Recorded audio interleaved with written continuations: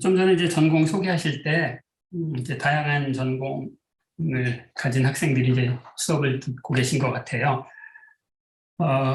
이제 어떤 이제 뭐 필요성에 의해서 이 과목을 이제 들으셨을지 모르겠지만, 아무튼 제가 이 한 학기 동안 이 수업에서 강의를 할 내용, 이제 통계역학인데,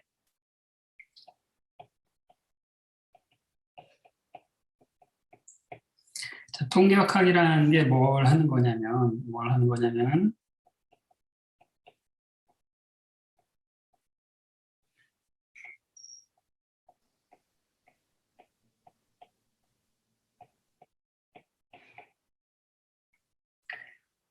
상호작용하는 이제 다체계 시스템의 이제 물성을 공부하는 게 이제 통계역학이라고 할 수 있겠습니다.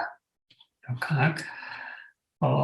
이제 대부분의 이제 물리 이론이라 뭐 이런 것들이 대부분 이제 few body 문제를 이제 다뤄요. 그러면 뭐 물체 한 개, 물체 두 개, 뭐 무슨 얘기냐, 고체 물리는 물체가 무한히 많지 않느냐, 뭐 이렇게 생각할 수 있지만 대부분의 그 이제 물리 이론에서는 이 매니바디 이론을 하는 것은 너무나 어렵기 때문에 그 이론을 적절한 이제 수단을 동원해서 자유도가 이제 굉장히 낮은 시스템으로 근사를 하죠. 뭐 그러니까 링필드 시어리라고 부르는데, 그래서 원바디 혹은 이제 투바디 혹은 뭐 몇 개의 물체들로 이루어진 이펙티브 시스템을 이제 고안을 해서 물체의 이제 다체계 성질을 공부를 하는데, 이제 통계물리는 그야말로 이제 인터랙티브 매니바디 시스템을 위한 이론이에요. 어느 정도 매니바디냐, 뭐 한 개, 두 개 그런 것이 아니라 소위 뭐 아보가드로 넘버라고 하는 10의 23, 그러니까 뭐 수학적으로는 무한대는 아니지만 물리적으로는 사실상 이제 무한대의 개수의 입자들로 이제 이루어진 그런 시스템을 이제 다루는 물리 이론이고요. 자, 그러면 이제 이 물리 이론은 뭐 우리 일상에서 접할 수 있는 모든 이런 매크로스코픽한 그런 시스템들을 다 포괄하는 이제 그런 물리 이론이 될 텐데요. 그 중에서도 우리가 통계역학이 가장 강력한 이제 위력을 발휘하는 곳, 혹은 우리가 통계역학으로부터 가장 많은 인포메이션을 얻을 수 있는 그런 이제 가장 흥미로운 연구 주제가 뭐냐면 매니바디 시스템의 가장 대표적인 이제 현상이라고 할 수 있는 이제 상전이라고 할 수 있습니다.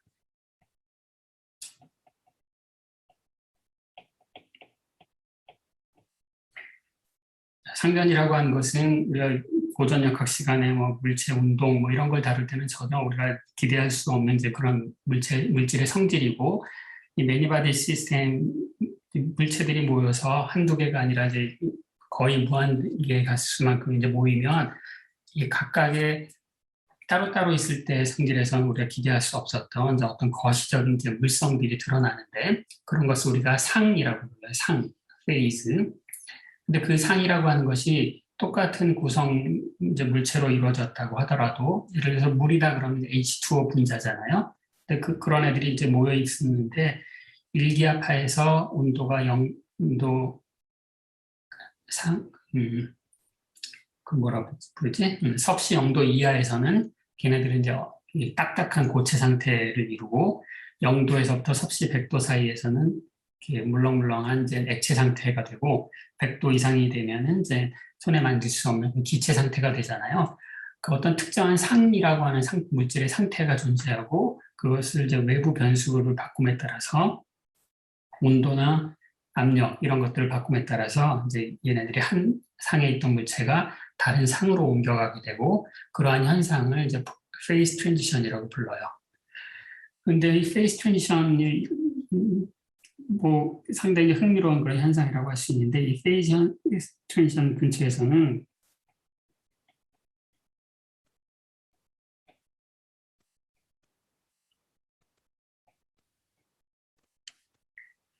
이 보통의 이제 물질에서는 기대할 수 없었던 이제 굉장히 특이한 물리적인 성질이 이제 발현이 되고, 그런 성질들을 이제 우리 임계 현상이라고 불러요. 그래서 이 현상들 굉장히 이제 그 퓨바디 피직스에서는 이해하기 어려운 이런 현상들을 이제 공부하기 위한 것이 이제 이 통계 물리의 가장 큰 연구 주제라고 할 수 있겠고, 특히도 이제 열 평형 상태에 있는 그 시스템의 페이스 트랜지션과 이제 크리티컬 피노미나라고 하는 것은 이제 20세기에서 아주 가장 뭐 20세기 물리학의 어떤 큰 업적 중에 이제 하나라고 할 수 있겠고, 우리가 이제 한 학기 동안 이 상전이와 인기 현상들을 어떻게 물리 이론을 통해서 공부할 것인가, 이제 이런 것들을 공부할 거고, 이제 그 공부를 하려면 이 매니바디 시스템은 이제 기본적으로 문제가 너무 어려운 그런 그 물리적인 대상이기 때문에 우리가 이 현상들의 에센스를 공부할 수 있는 이제 가장 이 핵심을 이제 잘 보여줄 수 있는 이제 모형계를 통해서 이제 공부를 할 텐데, 그런 모형계 중에서도 우리가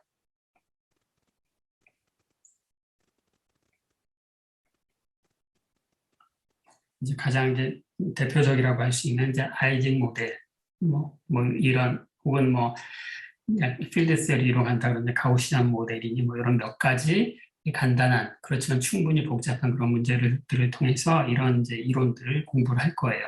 그 어떤 이론을 주로 이제 공부를 할 거냐, 이런 모델 시스템에 대해서 아주 이제 기초적인 이론으로서 우리가 민필드 시어리라는 것을 좀 공부를 할 거고요.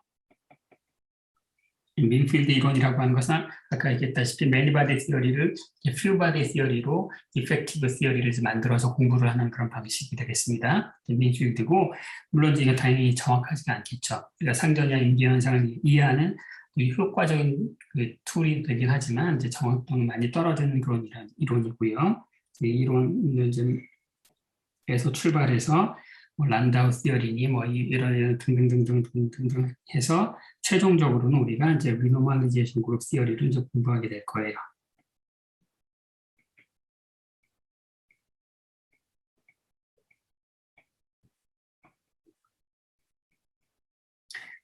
자,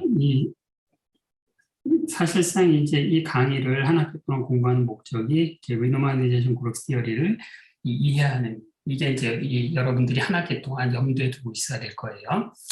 그 리노멀리제이션 그룹 시어리를 이제 적용하기 위해서 우리가 어떤 대상을 공부하고 이제 어떻게 그 이론이 발전을 해서 RG까지 가게 되는가, 그걸 이제 공부를 하게 되겠죠. 그 과정이 한 학기의 반 정도가 될 것이고, 이제 마지막에 이제 리노멀리제이션 그룹 시어리를 최대한 자세히 디테일하게 이제 공부를 할 거예요. 그러면 이제 여러분 여기 이제 앉아 계신 분 중에 고체물리 쪽 계열, 통계물리, 고체물리 쪽 계열 학생이 계시고, 그 다음에 하이에너지 쪽 학생도 계신데, 이 RG 시어리라고 하는 것은 이제 양 이론에서 같이 사용되는 이론인데, 근데 약간 이제 어프로치가 달라요. 그래서 제일 처음에 이제 통계학에서 이제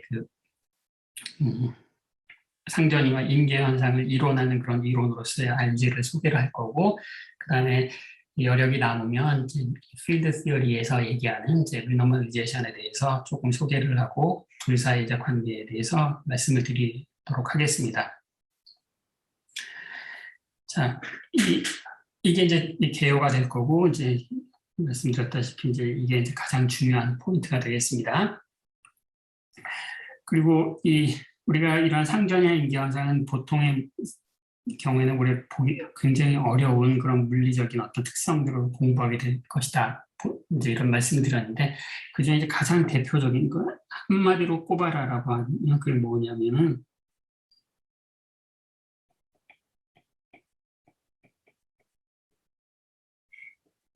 스케일 인베리언스라는 그런 개념이에요.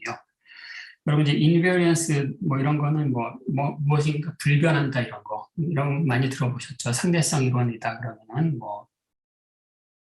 뭐니? 광속이 불변이고 어떤 시스템이 이제 대칭성이 있으면 그 대칭성에 해당되는 불변하는 물리량이 존재한다. 이런 거 많이 들어보셨죠? 근데 상변의 인지 현상에서는 가장 중요한 것이 바로 이제 스케일 인베리언스라고 하는 것을 이해하는 거예요. 그 스케일 인베리언스를 이해하는 가장 효과적인 방법이 이제 리노멀리제이션 그룹 시어리가 되겠습니다. 그래서 이 두 개가 이제 키워드니까 항상 이걸 마음속에 염두에 두고 강의를 이제 들어주셨으면 고맙겠습니다. 자, 그래서 이 책에서 제일 첫 번째로 이제 그 1장의 1절이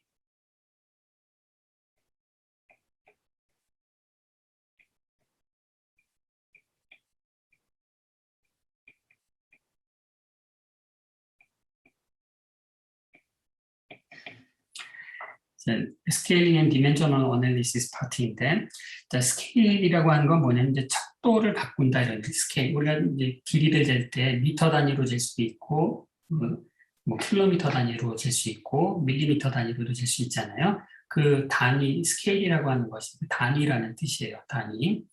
그럼 단위를 내가 어떤 단위로 재든지 뭔가 불변한다. 이제 이런 게 스케일 인베리언스인데, 좀 이상하잖아요. 내가 그 애플 펜슬, 이 길이를 재는데, 이걸 내가 센티미터 단위로 재면은 한 20이라는 숫자가 되는데, 내가 얘를 미터 단위로 되면 0.2. 그렇죠? 숫자가 달라지잖아. 그렇죠? 근데 이 스케일 인베리언스라고 하는 것은 단위를 바꿀 때 숫자가 안 변한다 그런 게 아니고 당연히 달라지는 거죠. 내가 이걸 내 아주 현미경으로 확대해서 보거나 아니면 멀리 떨어진 걸 이렇게 축소해서 보거나 그 어떤 스케일에서 보더라도 불변하는 어떠한 물량이 있다. 이제 그것을 우리가 스케일 인베리언스라고 얘기를 해요. 그래서 스케일 인베리언스를 이제 공부할 전에 그럼 스케일을 바꾼다 이게 이제 어떤 의미인지를 이제 설명을 해보려고 해요. 이제 예를 들어서 설명을 할 텐데요. 여러분 역학 시간에서 이제 답은 이제 그런 문제가 되겠죠. 케플러의 이제 제3법칙, 케플러가 이제 그 행성의 운동에 관한 이제 세 가지 법칙을 이제 얘기를 했죠. 여기 이제 질량이 m인 태양이 있고 여기 질량이 스몰 m인 그런 어떤 행성이 있다고 칩시다. 그러면 이제 일반적으로 내가 타원 운동을 할 텐데 원이라고 칩시다. 이 물체 운동을 기술하고 싶어요. 그럼 이제 내가 하고 싶은 것은 3차원 공간에서 이 물체의 위치를 나타내는 그 xt라고 하는 그 벡터가 시간에 어떻게 의존하는가. 이걸 찾아내는 게 역학 문제가 되겠죠. 근데 얘는 어떤 운동 방정식을 만족하느냐. 뉴턴의 중력 법칙을 만족하는 거죠. 그렇죠? 그리고 보통 이제 흔히 하듯이 시간에 대한 두 번 미분은 더블 닷. 그 다음에 중력은 거리의 제곱에 반비례하죠. 세제곱이라고 쓰고, 자, 이렇게 하면 거리의 제곱이고, 그 다음에 중심 방향을 향하는 그런 힘이 되겠네요.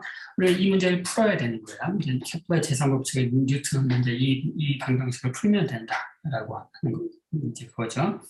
그런데 이제 이 문제를 잘 살펴보면 이 문제를 풀기 전에 이미 케플러의 제3법칙을 우리가 이해를 숨어 있다라고 하는 것을 이제 알 수가 있어요. 이게 무슨 얘기냐?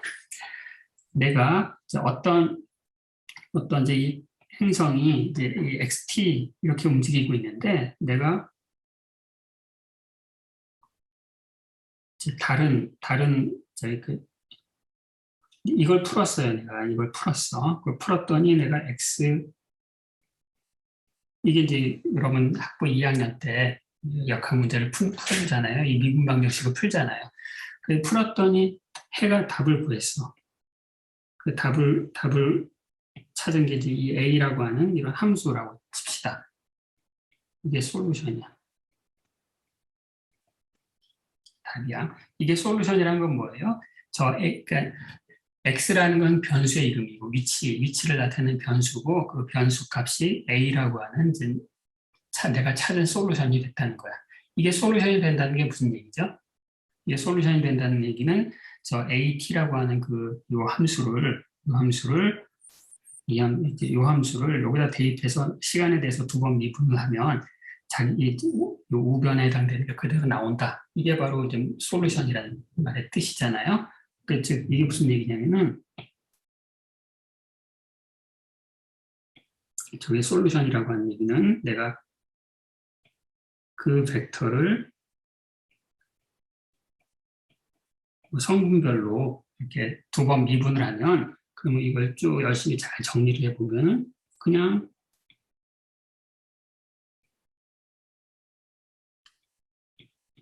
매 시간에 이것과 같다. 이게 성립합니다. 좌변과 우변이 같다. 이게 솔루션이란 말의 뜻이잖아요. 그렇죠? 자, 이게 솔루션이에요. 자, 근데 내가 한번 이게 이제 A라고 하는 솔루션이 있다는 걸 내가 알아요. 그러면 내가 이런 주장을 하고 싶어. 그래, A라는 솔루션이 있어. 그럼 나는 새로운 솔루션을 내가 찾을 거야. 새로운 솔루션. 새로운 솔루션은 어떻게 되느냐? 네가 찾아놓은 그 솔루션에다가 전체적으로 B만큼 곱할 거야. B가 2다 그러면 반지름이 2배가 되는 거 되겠네요. 그렇죠? 공간에서 확대를 하는 거죠. 근데 거기와 동시에 시간은 B의 Z승. 여기서 B는 어떤 아비트러리 넘버고 Z도 어떤 아비트러리 넘버인데 내가 이게 일종의 이제 트라이를 하는 거야. 트라이. 내가 저렇게 B라고 하는 저런 어떤 벡터를 만들었으면 그 벡터가 과연 뉴턴 방정식을 만족하는지를 한번 확인해 보자 이거예요. 확인해 보자. 한번 확인해 봅시다. 확인한다는 얘기는 뭐냐면은 이 B라는 요 벡터 요거죠. 요걸 여기다 대입하고 여기다 대입했을 때 좌변과 우변이 같은지를 확인하면 되는 거죠. 그렇죠? 한번 확인해 봅시다. B를 시간에 대해서 2번 미분을 해 보겠습니다.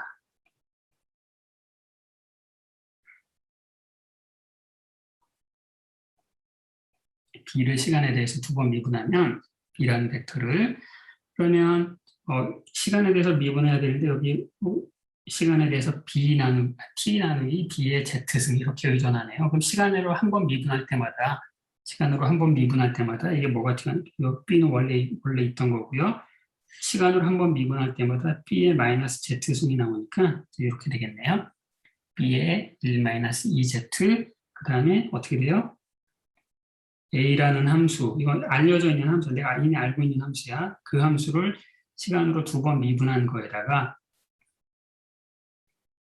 이제 요거를 대입하게 되는 거죠. 이걸 시간 자리에다 t 나누기 b의 z 이걸 대입한 거야.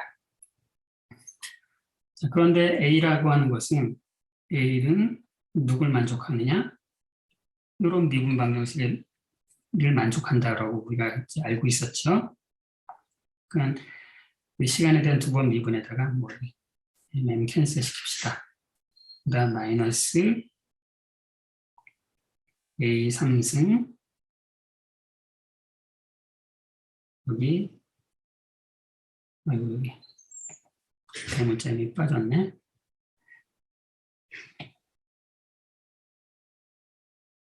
여기 자 이거죠. 그렇죠? A가 미분 방정식을 만족하니까 내가 얘를 B로 바꿔 쓸게. B로 바꿔 쓰려면 얘는 어떻게 되느냐? B의 1 빼기 2Z가 있고 여기에서 A에다가 소문자 B를 곱하기 대문자 B가 되잖아요. 그럼 여기 보면은 대문자 A가 분모에 2개가 있으니까 이게 어떻게 되겠습니까? 더하기 2개가 되고 여기 B 세제곱 GM 마이너스 B 이렇게 되죠. 그렇죠? 자, 그럼 이게 원래 운동 방정식을 만족하려면 어떻게 되겠어요? 어떻게 되겠습니까? 이게 답이 되려면 우리가 이거 답이 되네요. 시간에 대해서 2번 미분했더니 이런 뉴턴 방정식 그 꼴이 나왔잖아. 중력 방정식 단 이 앞에 요 팩터만 하나 생겼네요. 이게 1이 되면 답이 되는 거죠. 이게 1이 되면 답이 돼. 즉 3 빼기 2Z가 0이 되면 그럼 어떻다? 내가 한번 트라이를 해볼 때 이게 답이 될까? 라고 트라이를 하고 있는데 진짜 답이 된다. 언제? Z를 어떻게 잡으면은 Z를 2분의 3으로 잡으면 그러면은 원래 답을 공간적으로는 B배만큼 뻥튀기 하고 시간적으로는 B의 2분의 3승만큼 축소시키면 그러면은 답이 된다. 이게 바로 뭐예요? 이게 다 뭐냐면은 이 공전 반경이 2배가 되면 그러면은 공전 주기는 2의 2분의 3승이 된다라고 하는 케플러의 법칙이 되잖아요. 그렇죠? 그래서 이제 여기서 한 건 뭐냐면 어떤 답이 있을 때, 그 답이 있을 때 B를 그 위치를 확대를 하고 그 위치하고 그다음에 시간을 적당히 확대하고 축소를 하면 또 다른 답을 찾을 수가 있네요. 이렇게 이제 시간과 공간을 이 배율을 바꾸는 이런 것을 우리가 스케일 변환이라고 불러요. 스케일을 바꾼 거야. 스케일을 바꿨어. 아까 얘기했죠. 내가 이것을 센티미터 단위로 재면 20이라고 되는데 이게 내가 미터 단위로 재면 얘가 0.2가 되잖아요. 숫자가 바뀌잖아요. 이게 스케일 변환이야. 스케일 변환을 하더라도 내가 공간에 대한 스케일과 그 다음에 시간에 대한 스케일을 적절히 잘 변화시키면 여전히 답이 된다. 즉 태양계에 이렇게 돌아가는 어떤 물체가 존재하면 꼭 거기다 이제 거리가 2배가 되는 지점에 어떤 행성이 있다라고 하면 걔의 공전 주기는 무엇이 될 것이다. 그 우리가 미분 방정식을 풀지 않고도 알 수 있는 거죠. 알 수 있는 거야. 어디로부터? 이 뉴턴 방정식의 구조로부터. 이걸 우리가 이제 스케일을 바꿀 때 이 어떤 이제 뭐 그걸 통해서 이제 이해를 한 거고, 이걸 이제 조금 더 다른 관점에서 한번 바라볼게요.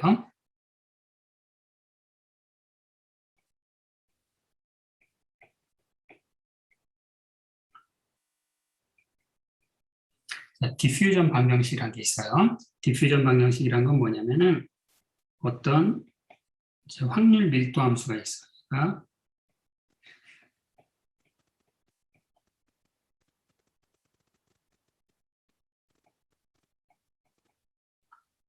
어떤 시간 t에 물체가 x 근처에 있을 확률 밀도 함수, 그걸 이제 p of xt라고 해봅시다. 그럼 이제 이 디퓨전 방정식이라고 하는 것은 이게 여러분 이제 수리물리 때도 배웠고 통계학학 시간에도 배웠을 거예요. 이게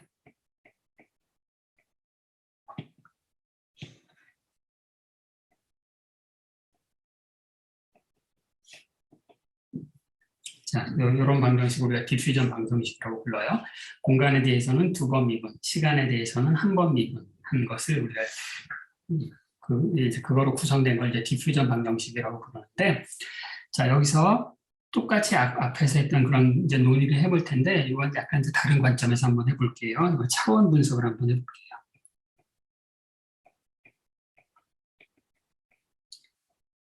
자, 차원 분석을 해볼 텐데, 자, 이 x의 차원은 뭐죠? x의 차원은 길이죠. 길이의 1승.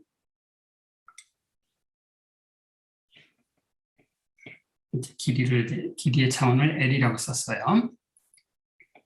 그 다음에 이제 시간의 차원은 어떻게 되죠? 이는 뭐, 시간이죠. 시간과 공간은 이제 독립적인 물리량이잖아요. 자, 그 다음에 확률 밀도 함수의 차원은 뭐가 될까요? 확률 밀도 함수에. 자, 확률 밀도 함수에는 어떤 성질이 있어야 되냐면, probability density라고 하는 것은 모든 공간에 대해서 걔를 다 접근하면 항상 이제 1이 돼야 된다. 이게 확률의 노멀리제이션이죠. 자, 그럼 확률 밀도 함수는 어떤 차원을 가져야 될까요?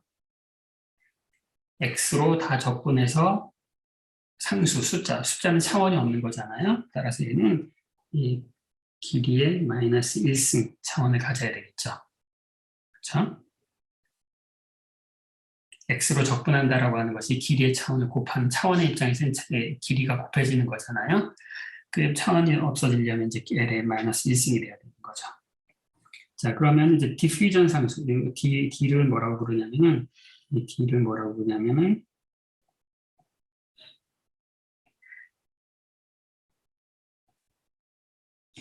디퓨전 컨스탄트라고 부르는데, 이 디퓨전 컨스탄트의 차원은 어떻게 될까요? 디퓨전 컨스탄트의 차원은. 디퓨전 컨스탄트의 차원은, 얘는 어떻게 되냐면은, 뭐, 이걸 바로 비교해 보면 돼요. 어떤 양과 어떤 양이 같으려면. 일단 기본적으로 양쪽의 차원이 같아야 되겠죠. 근데 여기의 차원은 뭐예요? 여기에 이쪽과 이쪽의 차원을 비교할 텐데 여기 P는 서로 캔슬되니까 P의 차원을 생각할 필요 없겠네요. 그렇죠? 여기는 남는 게 시간분의 1차원이 남고 여기는 길이 제곱분의 1차원이 나와요.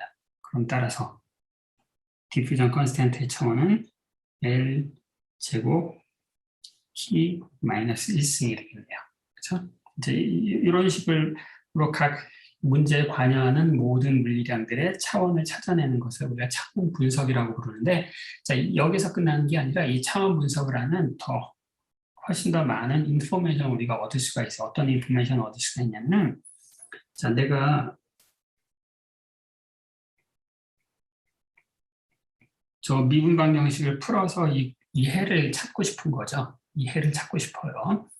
그럼 내가 어찌어찌 막 뭐 미분방 형식 풀이하는 여러 가지 뭐 내가 푸리에 변환도 하고 라플라스 변환도 하고 별의별 걸 다 할 텐데 무슨 방법으로 이 답을 찾아냈던지 간에 그 최종 답의 결과물이 있을 텐데 그 결과물의 차원은 어떻게 되겠습니까? 그 차원은 길이분의 1이 돼야 되겠죠. 길이분의 1이 돼야 돼. 자, 이 문제를 푼다는 것은 내가 X, T, D 이 세 가지를 잘 조합을 해서 P를 찾아내야 되는데 얘네들을 조합을 어떻게 하든지 간에 아무튼 결과물은 길이분의 1이 나와야 되는 거야. 길이분의 1. 그럼 여기서 이 세 개를 조합을 해서 길이분의 1을 만들어낼 수 있는 방법은 뭐예요? 길이분의 1을 만들어낼 수 있는 방법은 뭐 여러 가지가 있는데 하나는 그냥 X분의 답에 대하여 X분의 1 그렇게 써도 이거 되겠네요. 1 나누기 X. 근데 이건 너무 좀 이상하고 길이분의 1의 차원을 만들 수 있는 것 중에 또 하나의 캔디데이트는 뭐냐면 내가 얘하고 얘를 조합하면 되겠네. 얘하고 얘를 조합하면 t하고 디퓨전 컨스탄트 곱하면 어떻게 돼요? 길이 제곱이 되잖아. 그럼 얘는 내가 이 답이 이런 꼴이 되지 않을까? dt의 마이너스 2분의 1승 t의 마이너스 2분의 1승 그럼 얘는 지금 길이분의 1의 차원이 완성이 됐어요. 근데 이 앞에 얘가 곱하기 차원이 없는 아무거나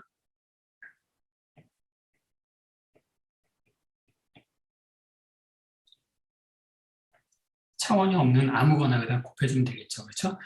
자, 무차원의 가장 대표적인 건 숫자죠. 3 아니면 파이 뭐 이런 걸 곱해도 되는데 자, 그런 건 말이 안 돼요. 왜냐하면 이 문제의 답은 x에 의존을 하고 있어야 되는데 여기 그냥 숫자만 있으면은 그럼 안 되잖아요. 그렇죠? x 의존수 하나도 없고. 근데 이 무차원은 무차원인데 반드시 x가 관여를 해야 돼. x가 관여를 해야 되니까 그러면 이것의 답은 반드시 이렇게 되고 어떤 함수가 될 텐데 반드시 걔는 x하고 t하고 d가 들어가 있는 그런 변수 중에서 차원이 없는 조합을 생각해 보면 그 조합은 이제 이런 조합이 있네요. x가 들어가면서 무차원 변수가 되려는. 그럼 x가 들어가야 되니까 반드시 얘가 들어가야 되는데 여기는 이미 차원이 길이만큼의 차원이 있으니까 얘를 무차원 변수로 만들어 주려면 또 썼던 방법으로 d 곱하기 t 그 루트를 씌워주면 되겠네요. x 나누기 루트 dt 혹은 x제곱 나누기 dt라고 하는 변수를 갖는 어떤 무차원 변수를 만들어냈고 그것이 어떤 함수가 되겠네요. 그렇죠? 그래서 그러면 내가 실제 미분 방정식 하나도 안 풀어도 내가 이미 답이 어떤 꼴이 될 것이다라고 하는 것을 이제 알 수가 있는 거죠. 그렇죠? 그럼 여기 원래 이 미분 방정식은 변수가 2개짜리인 그런 편미분 방정식인데 반해서 내가 이 디멘저널 어널리시스를 하고 나면은 이 함수를 변수가 하나짜리인 함수의 조합으로 표시했잖아요. 그 함수 f에 대한 그냥 상미분 방정식을 찾을 수가 있고 그걸 푸는 것은 훨씬 더 문제가 쉬워지겠죠. 그렇죠? 그래서 이제 여러분 이미 그 옛날에 이제 수업 시간에 수리물리 때 저한테 만약에 들으셨으면 이것의 답이 뭐 어떤 경우에는 답의 예시를 보면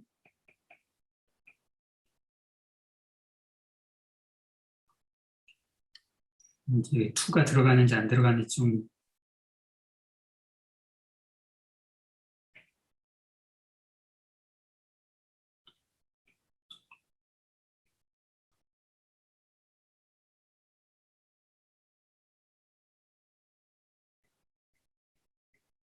이 2가 들어가는지 안 들어가는지 좀 헷갈리네요. 이게 2라는 걸 여러분 확인해 보십시오. 여기 2 아니면 4인데 2인지 4인지 좀 헷갈려요. 그래서 여기 한번 확인을 해보세요. 자, 이건 언제 이런 답이 되느냐? 얘는 초기 조건이 x 시간이 0일 때 이제 델타 펑션의 이런 초기 조건에 대해서 이런 이제 답이 되는데 이 답이 한번 살펴보십시오. 그 답을 이게 진짜 답인데 그 답이 진짜 이런 꼴이 되잖아요. 이런 무차원 변수의 함수 f가 다름 아닌 지수 함수가 되네요. 그리고 앞에 프리팩터로 루트 dt 네, 이렇게 되는 거죠. 그렇죠? 그래서 이 예로 하자면 이 루트 dt 여기까지 합쳐 이게 바로 fx가 되는 거예요. f라는 함수가 되는 거죠. 그렇죠? 그래서 이런 인포메이션을 얻을 수 있고 미분 방정식을 이제 쉽게 풀 수가 있고 그 다음에 또 할 수 있는 게 뭐냐면은 여기 보다시피 무차원 변수는 무차원 변수인데 x하고 t 사이의 관계가 x제곱 나누기 t 나누기 t는 그냥 상수잖아요. 변수가 아니잖아. 그래서 여기서부터 이 x제곱 t라고 하는 것이 이제 무차원 변수다라는 것으로부터 우리가 이 물체 운동을 기술하는 이게 어떤 뭐 현상을 기술하는데 그 현상에서의 어떤 길이 제곱에 해당되는 것과 시간은 항상 비례하고 그 비례의 개수는 이제 d가 됐다. 이런 것들을 우리가 알 수가 있죠. 알 수가 있고 그리고 이제 그러면 이런 디멘전 어널리시스가 항상 성립하느냐? 이제 그것은 아까 했던 그걸 이제 항상 성립하는 것이 아니라 원래 오리지널 미분 방정식이 그러한 스케일 인베리언스 성질을 갖고 있기 때문에 그런 거예요. 아까도 여기도 이 방정식이 스케일 인베리언스를 성질을 갖고 있어서 그런 건데 앞에서는 스케일 인베리언스가 있는지 없는지 직접 확인한 거야. 내가 시간과 공간의 스케일을 이렇게 바꿨을 때 미분 방정식이 똑같이 성립하는가? 스케일 트랜스폼을 했을 때 스케일 인베리언스를 만족하는가? A나 B나 똑같은 미분 방정식을 만족하는가? 여기도 똑같이 확인해 볼 수 있겠죠. 이것도 이제 여러분이 한번 확인해 보시면 돼요. 이걸 내가 x 대신에 x 프라임인데 얘는 b분의 x로 치환하고 시간을 t 프라임을 b의 z분의 t 이런 스케일 변환을 했을 때 그럼 원래는 이제 x하고 t에 의존하는 어떤 함수의 미분 방정식인데 x 프라임과 t 프라임이라는 그런 변수에 의존하는 미분 방정식을 유도를 할 수가 있겠죠. 여러분이 유도를 한번 해보세요. 유도를 해보시면 원래 오리지널 미분 방정식, 시간과 공간에 대한 미분 방정식이 t''과 x''에 대한 미분 방정식과 똑같이 쓰여진다는 걸 확인할 수 있고 단 언제? 단 z가 2를 택했을 경우에만 그러니까 시간과 공간에 대해서 내가 그 축척을 변화시키는데 마음대로 변화시키지 말고 z를 2로 변화시켰을 때에는 스케일 인베런스가 성립한다. 앞에서는 중력 법칙에서는 z를 2분의 3으로 놓고 시간과 공간의 이 축척을 변화시키면 스케일 트랜스포메이션을 하면 이것이 운동 방정식이 불변이 된다. 는 것을 이제 보여주는 example이 되겠어요. 그래서 이런 지금 보여드린 이 스케일 인베런스라고 하는 것이 인계 현상을 이제 이해하는 데 굉장히 중요한 역할을 하게 될 것이고, 그래서 이제 그렇게 우리가 공부를 한다 이거예요.